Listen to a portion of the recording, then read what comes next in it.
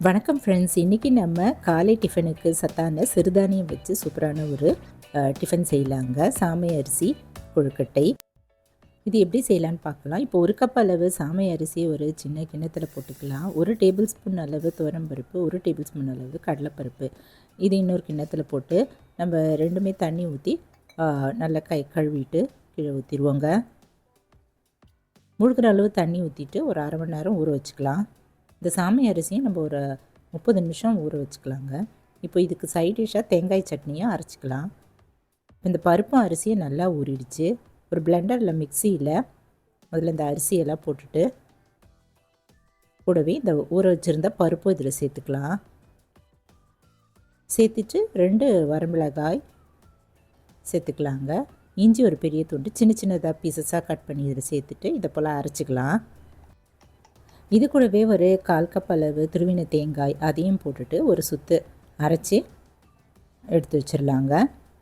இப்போ இதில் இன்னும் ஒரு அரை டம்ளர் அளவு தண்ணி ஊற்றிட்டு நல்லா அரைச்சிக்கலாம். அரைச்சிட்டு ஒரு கிண்ணத்தில் ஊற்றி வச்சிடலாங்க. இப்போ அடுப்பில் ஒரு கடாய் எல்லாம் பேன் வச்சுட்டு 3 டீஸ்பூன் அளவு ஆயில் ஊற்றிட்டு பெருங்காயம், கடுகு, உளுத்தம்பருப்பு அரை டீஸ்பூன் சேர்த்துட்டு நல்லா பொரிய விட்டுடலாங்க. தாளிச்சிக்கலாம். கடுகுலாம் நல்லா பொரிஞ்ச பிறகு வெங்காயம் போட்டு 2 நிமிஷம் போல் வதக்கிட்டு கருவேப்பிலை கூடவே கொத்தமல்லி எல்லாம் சேர்த்துக்கலாங்க.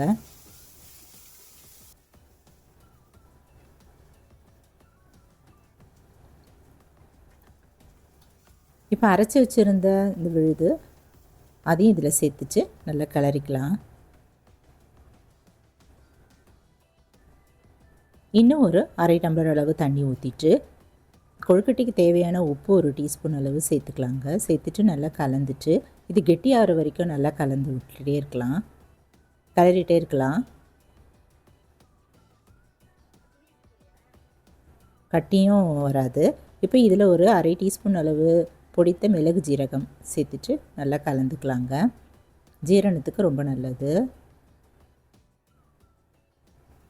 நல்லா கலந்துட்டு இது போல் ஒட்டாத பதம் வர வரைக்கும் நம்ம கிளறிட்டே இருப்போங்க.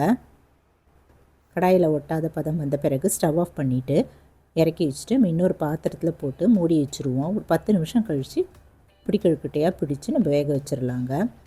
10 நிமிஷம் ஆயிடுச்சு. கையில் எண்ணெய் லைட்டாக அப்படி தொட்டுட்டு இட்லி தட்டில் எண்ணெய் தடவிட்டு நம்ம இதை பெரிய பெரிய உருண்டையாக எடுத்துகிட்டு பிடிக்கொழுக்கட்டையாக நம்ம பிடிச்சி தட்டில் வச்சுருவோம். இந்த சாமை அரிசியில் நிறைய அளவு இரும்பு சத்தும் ஃபைபர் நார்ச்சத்தும் அதிக அளவு இருக்குதுங்க. அதே சமயம் இது பிளட் சுகர் லெவலையும் ரொம்ப ஸ்லோவாகவும் சீராகவும் வச்சுருக்க உதவுது. இது இதயத்திற்கும் ரொம்ப நல்லது. இப்போ எல்லாம் இதை போல் கொழுக்கட்டையெல்லாம் நம்ம பண்ணிவிட்டு அடுப்பில் ஒரு இட்லி பானையில் 1.5 டம்ளர் அளவு தண்ணி ஊற்றிட்டு இந்த தட்டை உள்ளே வச்சாச்சுங்க. இட்லி தட்டு உள்ளே வச்சுட்டு நல்லா மீடியம் ஃப்ளேமில் 10 நிமிஷம் நல்லா வேகட்டும். தண்ணி நல்லா கொதி வந்த பிறகு இந்த தட்டு உள்ளே வச்சுருவோம். 10 நிமிஷம் கழித்து பார்க்கலாங்க. சூப்பரான சத்தான சாமை அரிசி பிடிக்கொழுக்கட்டை தயாராகிடுச்சுங்க. காலை டிஃபனுக்கு நீங்களும் இது போல் சாமை அரிசி வச்சு ஹெல்த்தியான டிஃபன் செய்து பாருங்கள். பிளட் சுகர் லெவலில் சீராக வச்சுருக்க இந்த சாமை அரிசி ஹெல்ப்ஃபுல்லாக இருக்குது. அதே சமயம் உடல் எடை குறைக்கவும் இது ரொம்ப ஹெல்ப்ஃபுல்லாக இருக்குங்க.